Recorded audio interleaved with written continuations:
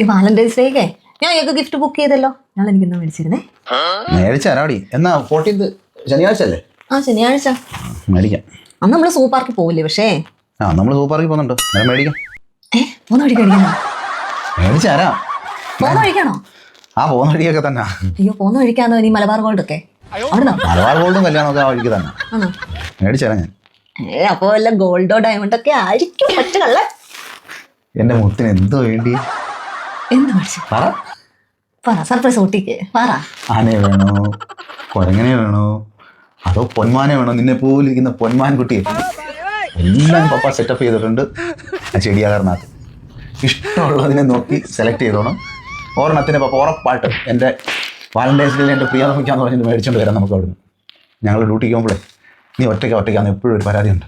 അതങ്ങ് പൂർത്തിയായിരിക്കും. കൂടിയിരിക്കാമല്ലോ, ഒരു കൂട്ടുമാവും, കളിച്ചും ചിരിച്ചും ഇങ്ങനെ ഇരിക്കണം. സന്തോഷമായില്ലേ? നിങ്ങളുടെ ഓർഡർ ചെയ്യണ്ടല്ലേ? തന്നെ അത് ക്യാൻസൽ ചെയ്യും കേട്ടോ. ചെറിയ